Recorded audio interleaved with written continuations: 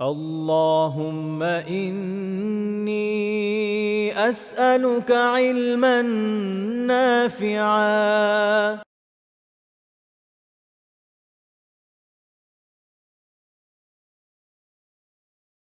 আসসালামু আলাইকুম ওয়া রাহমাতুল্লাহি ওয়া বারাকাতুহু। আলহামদুলিল্লাহ, ওয়াসসালাতু ওয়াসসালামু আলা রাসূলিল্লাহ ওয়া আলা আলিহি ওয়া আসহাবিহি ওয়া মান ওয়ালাহ, আম্মা বা'দ। আল্লাহ সুবহানাহু ওয়া তাআলার শুকরিয়া আদায় করছি যে আল্লাহ আমাদেরকে আজকে আমাদের সাপ্তাহিক দার্সে উপস্থিত হওয়ার তৌফিক দিয়েছেন। আলহামদুলিল্লাহ। তো আমরা আজকে আলোচনা করব ইউনুস আলাইহিস সালাতু ওয়াস সালামের জীবন থেকে গুরুত্বপূর্ণ শিক্ষা, যা আমাদের জীবনে একান্ত জরুরি এবং কাজে লাগানোর মতো বিষয়। ইউনুস আলাইহিস সালাতু ওয়াস সালাম তিনিও বানি ইসরাইলের একজন নবী ছিলেন। আহ বলা হয়ে থাকে ইউনুস আলাইহিস সালাতু ওয়াস সালাম আমাদের ইয়াকুব আলাইহিস সালাতু ওয়াস সালামের যে সন্তান ছিলেন বিনিয়ামিন, অর্থাৎ ইউসুফ আলাইহিস সালাতু ওয়াস সালামের ভাই, ওনার বংশের মানুষ ছিলেন। এবং রাসূল কারীম সাল্লাল্লাহু আলাইহি সাল্লামের হাদিস থেকে আমরা জানতে পারি যে ইউনুস আলাইহিস সালাতু ওয়াস সালামকে আল্লাহ সুবহানাহু ওয়া তাআলা নাইনাওয়া অঞ্চল, যেটা বর্তমানের ইরাক, ওই অঞ্চলে আল্লাহ সুবহানাহু ওয়া তাআলা ওনাকে পাঠিয়েছিলেন।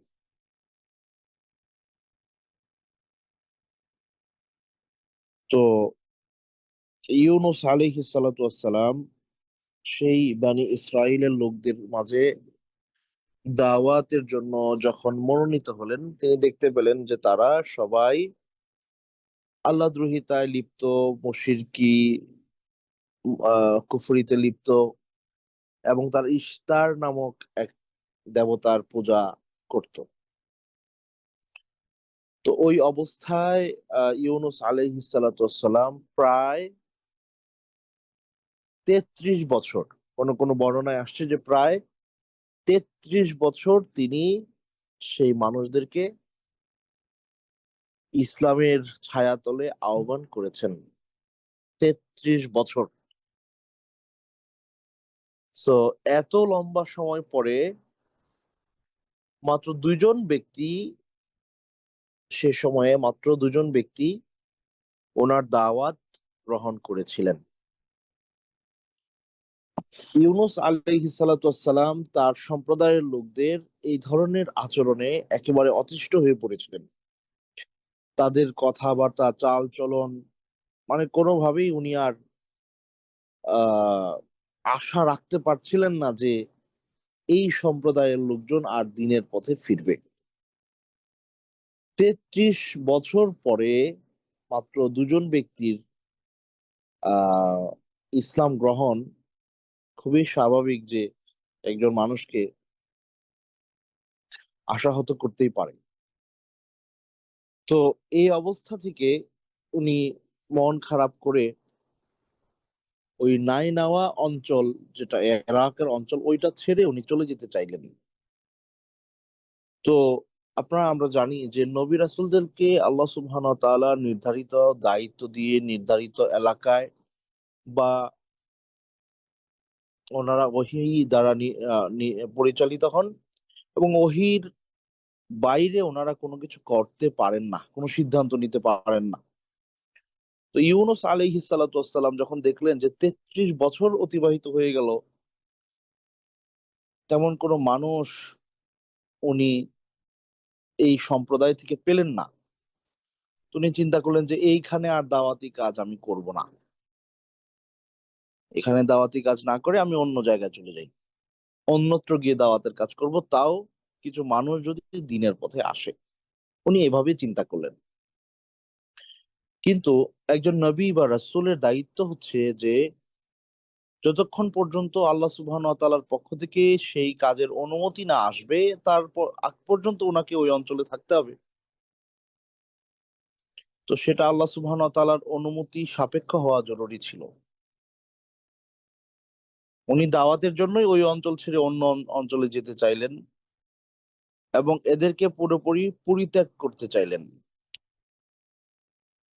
তো আগেকার যুগের যে শরিয়া ছিল, যে মানে আল্লাহ সুবহানাহু ওয়া তাআলার যে আইন বিধান ছিল, সেটা অনেকটা এমন যে যদি কোনো সম্প্রদায়ের মানুষ তাদের প্রেরিত রাসূলকে টোটালি ইগনোর করে এবং সেখানে আল্লাহর রাসূল তাদের কাছ থেকে আশাহত হয়ে যান এবং কোনোভাবেই তারা দ্বীনের পথে আর না ফিরে যায়, তখন আল্লাহ সুবহানাহু ওয়া তাআলা বলেন যে, হে রাসূল, আপনি এই অঞ্চল ছেড়ে দেন আপনার অনুসারীদেরকে নিয়ে, আমি এদেরকে ধ্বংস করে দিব। এমনটাই আমরা বিভিন্ন গোত্রের ক্ষেত্রে দেখেছি। আদ, সামুদ সম্প্রদায়ের মানুষদের সাথে এই ধরনের আচরণ হয়েছে। তো ইউনূস আলাইহিস সালাতু ওয়াস সালাম যখন ওই অঞ্চল ছেড়ে চলে গেলেন আশাহত অবস্থায়, তখন স্বাভাবিকভাবেই ওই অঞ্চলের মানুষের উপরে আল্লাহ সুবহানাহু ওয়া তাআলার আযাব অবধারিত হয়ে গেল।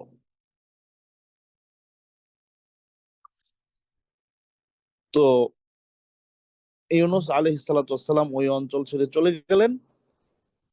চলে যাওয়ার পরে আল্লাহ সুবহানাহু ওয়া তাআলার হুকুমে ওই অঞ্চলের মানুষদের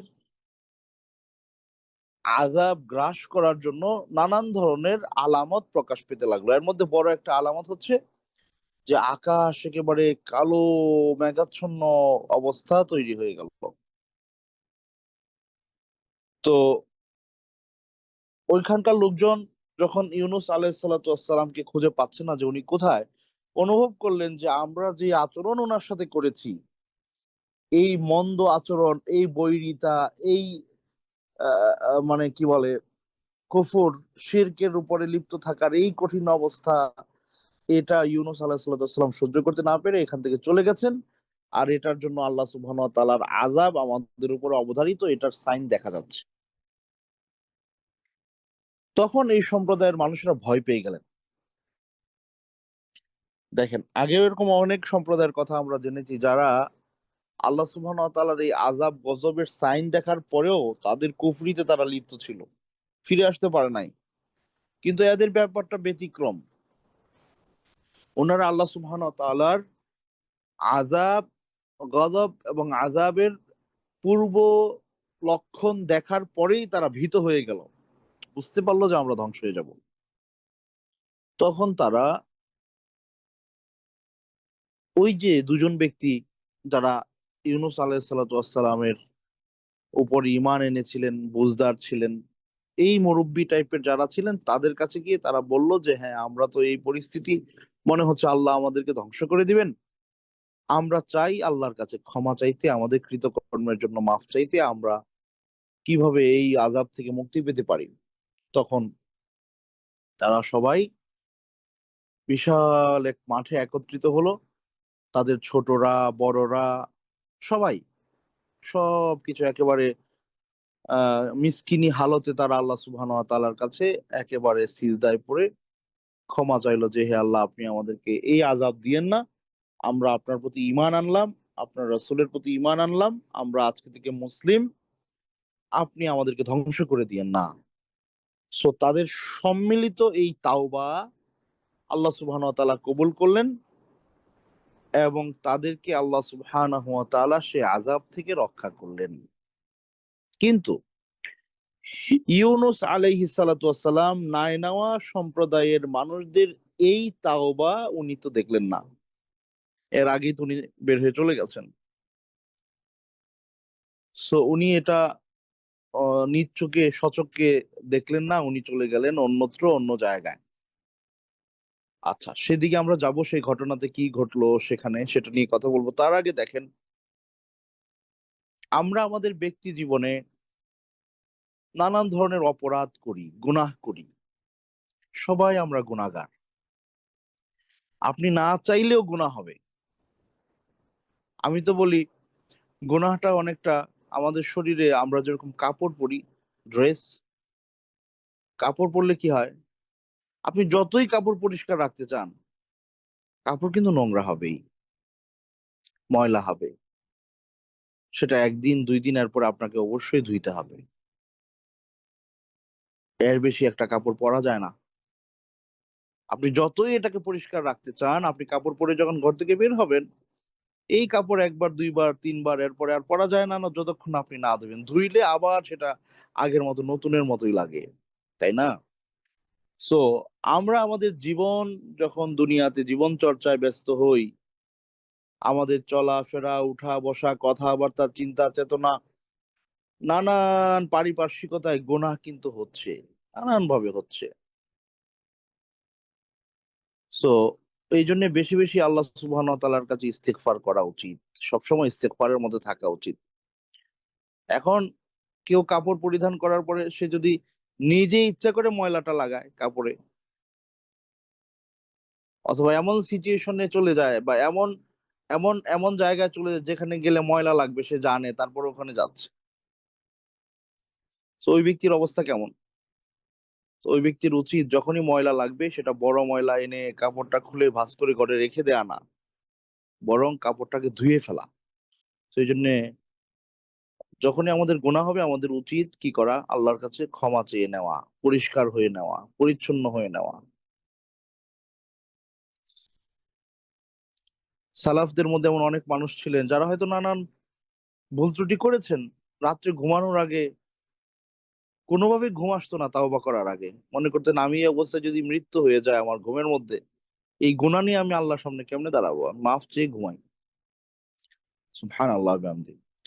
তো যাই হোক, যে কথাটা বলছিলাম, যে আল্লাহ সুবহানাহু ওয়া তাআলা আমাদের অপরাধের কারণে, আমাদের ভুল ত্রুটির কারণে অনেক সময় আমাদেরকে দুনিয়াতে ছোটখাটো আযাব দেন, শাস্তি দেন, পরীক্ষা নেন।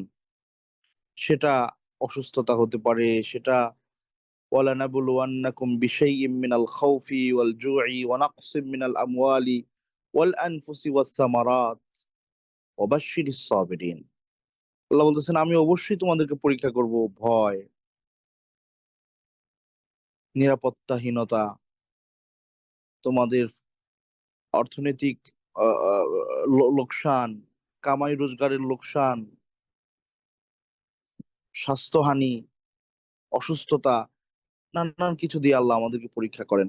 বুদ্ধিমান যারা, যারা জ্ঞানী মানুষ, যারা বিচক্ষণ মানুষ, তাদের অন্যায় অপরাধের কথা তারা বারবার স্মরণ করে ওই পরীক্ষার মধ্যে, যে আল্লাহ আমাকে এত বড় একটা পরীক্ষা নিচ্ছেন, আল্লাহ আমার এই গুনাহগুলো আছে, আল্লাহ তুমি আমাকে মাফ করে দাও।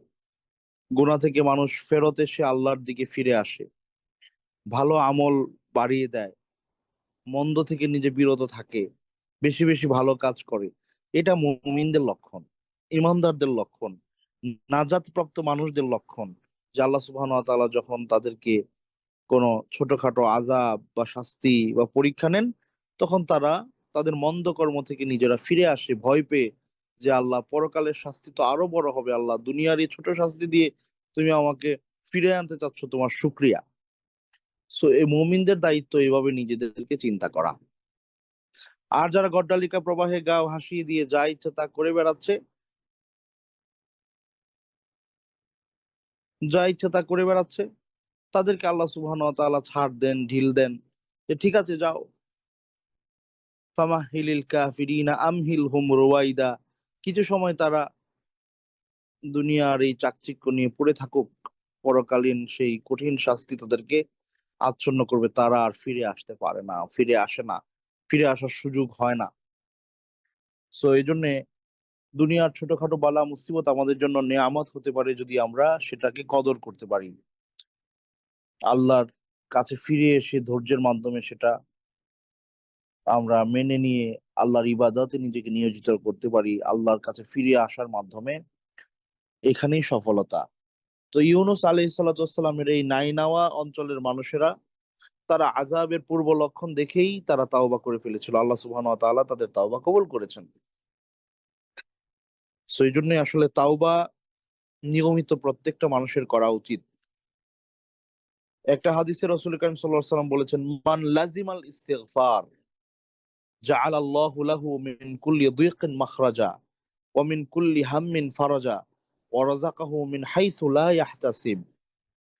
যে তারা যদি ইস্তিগফার করা, আল্লাহর কাছে ক্ষমা চাওয়াটাকে নিজেদের জন্য আবশ্যকীয় বানিয়ে নেয়, সবসময় ইস্তিগফারের মধ্যে থাকে, আস্তাগফিরুল্লাহ, বুঝে বলে আল্লাহ আমাকে আপনি মাফ করেন, আমি আপনার কাছে ক্ষমা চাচ্ছি, আমি আমি ছোট হচ্ছি, আমি লজ্জিত।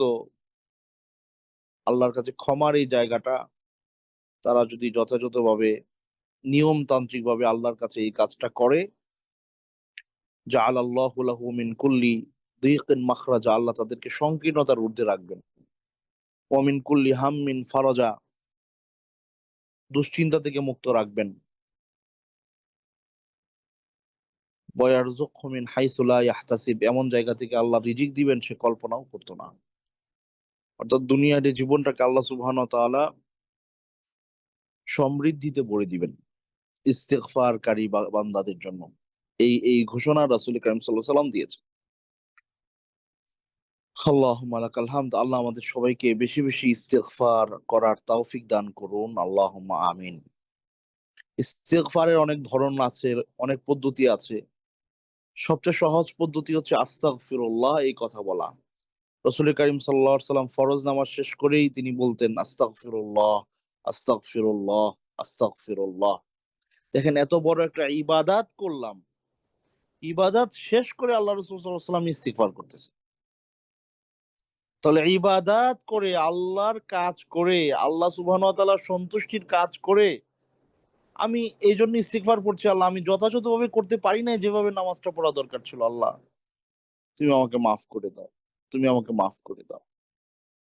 তো এই যদি হয় একজন মুমিনের পরিচয়, যে ভালো আমল করার পরে তার অনুভূতি যে আল্লাহ ভালো কাজটা তো আমি ভালোভাবে করতে পারলাম না, আল্লাহ তুমি আমাকে মাফ করো, তাহলে মন্দ কাজ হওয়ার পরে কি করা উচিত? কথা বুঝছেন কিনা আপনারা? সলাতের মতো এত বড় ইবাদাত শেষ করে রাসূল কারীম সাল্লাল্লাহু আলাইহি ওয়াসাল্লাম ইস্তিগফার পাঠ করেছেন যে আল্লাহ যেভাবে এই হক আদায় করা দরকার ছিল হক আদায় হয় নাই, তুমি আমাকে মাফ করো। তাহলে যে ব্যক্তি গুনাহ করে, যেটা হারাম কাজ, যেটা নিষিদ্ধ কাজ, সেটা করার পরে কিভাবে ইস্তিগফার করা দরকার? এই জন্য মন্দ কাজ হয়ে গেলে শুধু ইস্তিগফার করেই ক্ষান্ত থাকা উচিত না, বরং ওয়াতবি'is সাইয়্যিআতাল হাসানাতা তামহুহা, আল্লাহ রাসূল বলেছেন গুনাহ হয়ে গেলে বেশি বেশি ভালো করো। গুনাহ করছো, ইস্তিগফার করো আর বেশি ভালো করো, এটাকে পোষায় দাও। সো আল্লাহ সুবহানাহু ওয়া তাআলা আমাদেরকে ইস্তিগফার এর সাথে জীবন যাপনের তৌফিক দিন। আপনারা জানেন আল্লাহ রাসূল সাল্লাল্লাহু আলাইহি সাল্লাম সাইয়্যিদুল ইস্তিগফারের ফজিলত বর্ণনা করেছেন। সাইয়্যিদুল ইস্তিগফার মানে ইস্তিগফারের সর্দার, যে দোয়াটাকে বলা হয় সাইয়্যিদুল ইস্তিগফার, ইস্তিগফারের সর্দার। এই দোয়াটা সকালে এবং সন্ধ্যায় পড়ার ব্যাপারে হাদিসে আছে। মান ক্বালা, এই সাইয়্যিদুল ইস্তিগফার, আল্লাহুম্মা আনতা রাব্বি লা ইলাহা ইল্লা আন্ত খালাকতানি ওয়া আনা আবদুক ওয়া আনা আলা আহদিক ওয়া ওয়া'দিক মাস্তাতা'ত আউযু বিকা মিন শাররি মা সানা'ত আবু'ু লাকা বিনি'মাতিকা আলাই ওয়া আবু'ু বিযামবি ফাগফিরলি ফাইন্নাহু লা ইয়াগফিরুয যুনুবা ইল্লা আন্ত। এই এই যে দোয়াটা, এটা হলো ইস্তেগফারের সেরা ইস্তেগফার। এই ইস্তেগফারটা যে ব্যক্তি পাঠ করবে ওয়া হুয়া মুকিনুন বিহা, একেবারে ইয়াকিনের সাথে বুঝে শুনে কি বলতেছে প্রত্যেকটা শব্দ বুঝে ইয়াকিন করে ভেতর থেকে যদি কেউ বলে, বললেন উনি সকালবেলা, তিনি যদি ওই দিনে মারা যান সন্ধ্যা হওয়ার আগে, তিনি জান্নাতে যাবেন। ওমান ক্বালাহা হিনা ইউমসি, আর যিনি সন্ধ্যায় বলবেন, তিনি যদি রাতে মারা যান, সকাল হওয়ার আগে ওই রাতে মারা গেলেন, তিনি জান্নাতবাসী। তার মানে সকালে পড়লেন আর সন্ধ্যায় পড়লেন, 24 ঘন্টার যখনই আপনি মারা যাবেন আপনি জান্নাতবাসী, যদি এটা বুঝে শুনে বলতে পারেন, ইয়াকিনের সাথে বলেন। এখন একজন বলবে যে আমি ইয়াকিনের সাথে বললাম, বলে আমি উল্টাপাল্টা করলাম, মারা গেলে কি হবে? দেখবেন আপনি যদি বুঝে শুনে ইয়াকিনের সাথে বলেন, আল্লাহ আপনাকে মন্দ থেকে বিরত রাখাবে। আর যদি আপনি মন্দে লিপ্ত হন, আপনি ইয়াকিনের সাথে বলতে পারবেন না, ভুলে যাবেন। তো এই আমলটা আপনারা সবাই করবেন, আমরা সবাই করব। এটার ব্যাপারে সহিহ বুখারীতে হাদিস আছে, মুসলিমে হাদিস আছে, একেবারে বিশুদ্ধ হাদিস, বিশুদ্ধ ফজিলতের আমল। তো ইস্তেগফারের কোনো বিকল্প নাই। যাদের উপরে আল্লাহ সুবহানাহু ওয়া তাআলার আযাবের চিহ্ন চলে আসছে, ওই অবস্থায় ওই মানুষগুলো আল্লাহর কাছে ফিরে আসার কারণে আল্লাহ সুবহানাহু ওয়া তাআলা তাদেরকে ক্ষমা করে দিয়েছেন। শিরিক, কুফর, অনাচার, অবিচার, কত রকমের অপরাধ কিন্তু আল্লাহর কাছে ক্ষমা চাইলেন, আল্লাহ মাফ করে দিয়েছে। তো এই প্র্যাকটিসটা আমাদের জীবনে বাড়ানো দরকার সবার, ইস্তেগফারের আমল। আপনি আপনি নিজের জন্য ইস্তেগফারটাকে আবশ্যক বানিয়ে নেন, আল্লাহ আপনার জন্য দুনিয়া আখিরাতটার কল্যাণ আবশ্যক বানিয়ে দিবেন।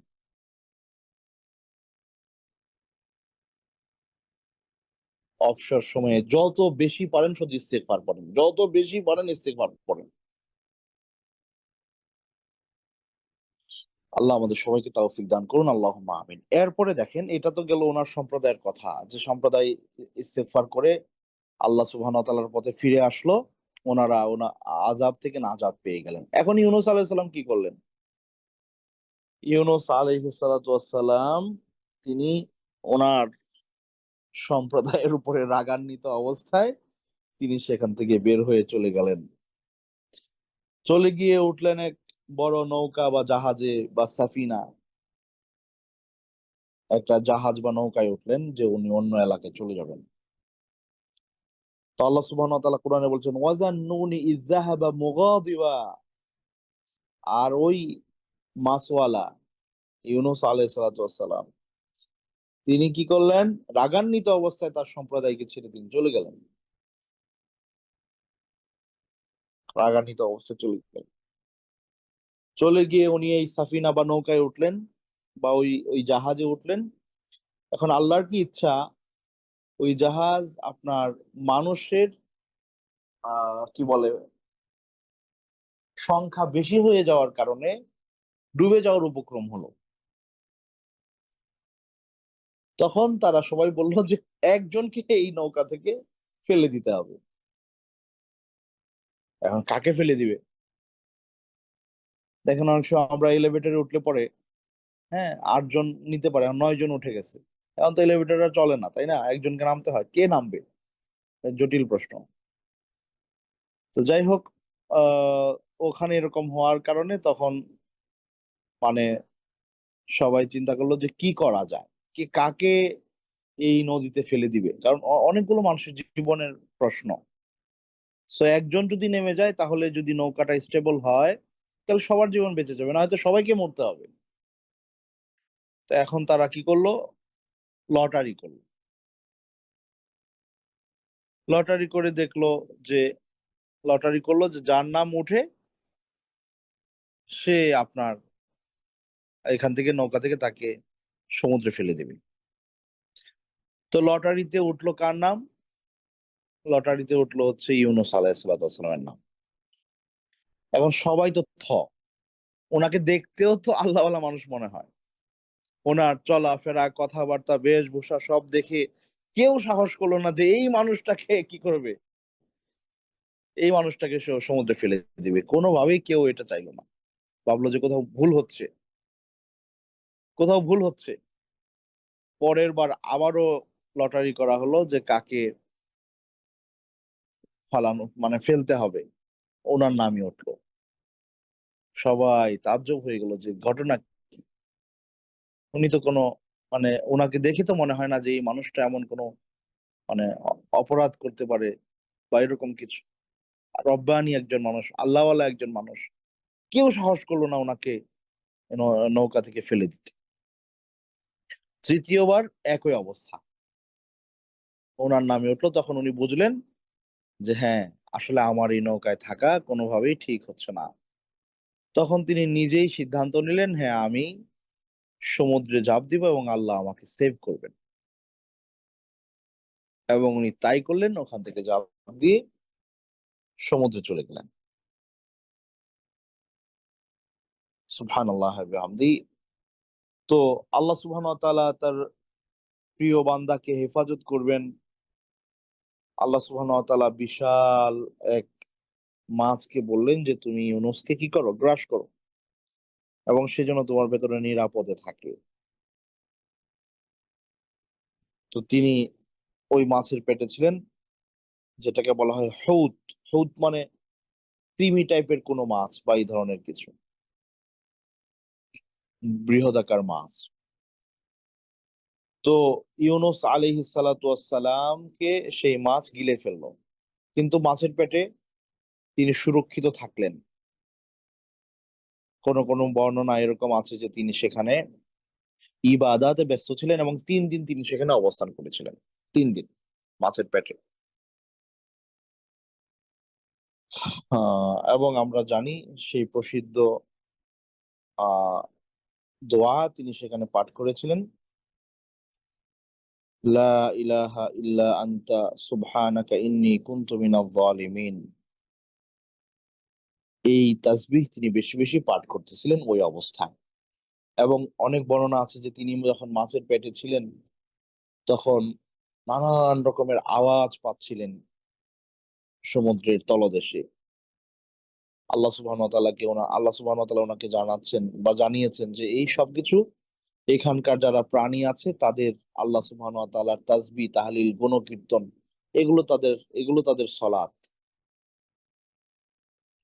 এগুলো তাদের তাসবিহ, এগুলো তাদের ইবাদাত। কিন্তু আমরা সেগুলো বুঝতে পারি না। তো এই যে নানান সময় নানান পশু পাখির ডাক আমরা শুনি, এই পশু পাখির ডাকগুলোর মধ্যে তাদের ইবাদাতের ডাকও আছে। সকালবেলা পাখিরা কিচিরমিচির করে, এগুলো কিন্তু তারা তাসবিহ পাঠ করে, আমরা বুঝি না। ওয়ালাকিন লা তাফকাহুনা তাসবিহাহুম, তোমরা তাদের সেই তাসবিহ বুঝে উঠতে পারো না।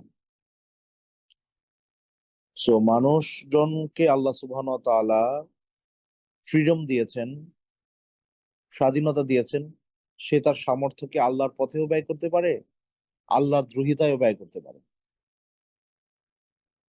কিন্তু অন্যান্য সৃষ্টি যেগুলো আছে মানুষ এবং জিন ছাড়া, পশু পাখি, পোকামাকড়, মাছ,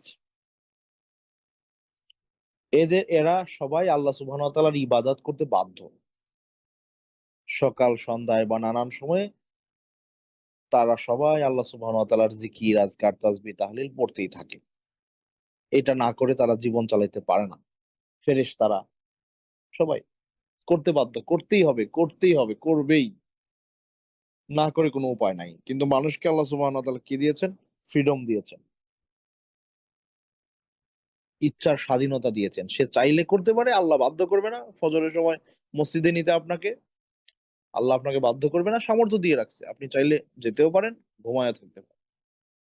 আল্লাহ আপনাকে অর্থ দিয়েছে, চাইলে আল্লাহর রাস্তায় ব্যয় করতে পারেন, অপকর্মেও ব্যয় করতে পারেন।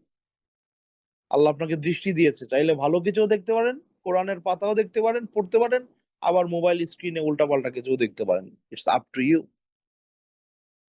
কিন্তু আপনি আবার এটার জন্য রেসপন্সিবল, আল্লাহর কাছে জবাবদিহিতার জন্য। আমি জবাবদিহিতার জন্য কিয়ামতের দিন দাঁড়াবো। তো ইউনুস আলাইহিস সালাতু ওয়াসসালাম তিনি দেখলেন যে প্রচুর প্রাণী, যেই সমুদ্র জগতে যা আছে তারা সবাই আল্লাহ সুবহানাহু ওয়া তাআলার গুণকীর্তনে ব্যস্ত। তখন এরকম বর্ণনা আছে যে উনি মাছের পেটেই সিজদায় পড়ে গেলেন।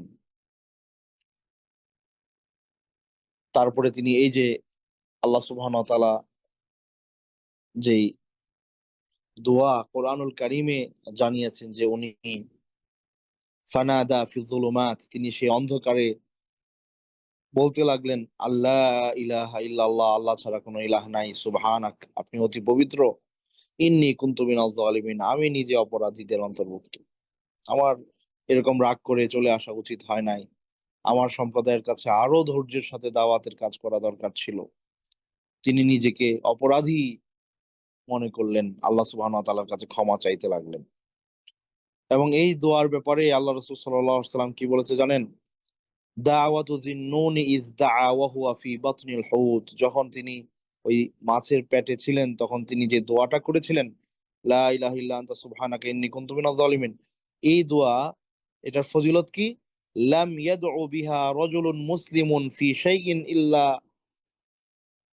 ইস্তাজাবা আল্লাহু লাহ।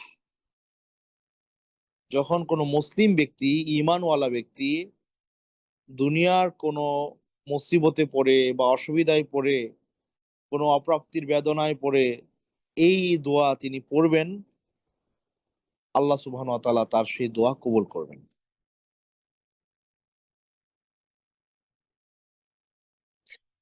সো এটা বিশুদ্ধ সনদে বর্ণিত।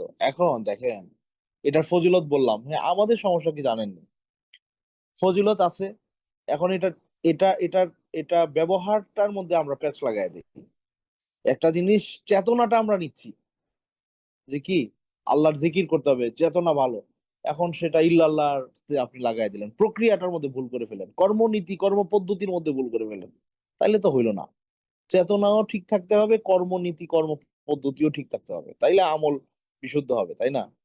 তো এখানে আল্লাহ রসুল সাল্লাল্লাহু আলাইহি সাল্লাম বলতেছেন যে কোন মুসলিম ব্যক্তি যিনি কোনো অসুবিধায় পড়ে এই দোয়া পড়ে আল্লাহর কাছে চাইবে, আল্লাহ তার দোয়া কবুল করবে। এখন অসুস্থ হয়েছে আপনার আব্বা হাসপাতালে আইসিইউতে, আপনি কি করছেন? মাদ্রাসার 50 জন ছাত্ররে আইনা ওই কি খতমে ইউনুস সোয়া লাখবার পড়াইতেছেন।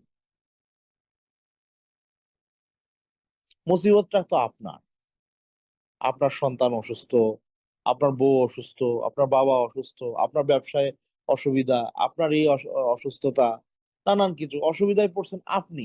হাদিস বলতেছে এটা বলতে হবে, তওবা করতে হবে, ইস্তিগফার করতে হবে, ক্ষমা চাইতে হবে আপনার। কারণ আপনার পয়সা আছে, আপনি মাদ্রাসা থেকে ছাত্র হয় না, সোয়া লাখবার খতমে ইউনুস পড়াইতেছে। তাহলে মানে প্র্যাকটিক্যালি আমলটা ভুল হয়ে গেল না?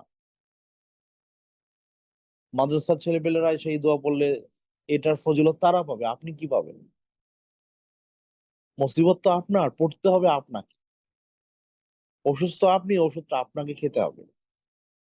ওই ওই ছাত্রদের ওষুধ খাওয়াইলে তো কাজ হবে না, তাই না?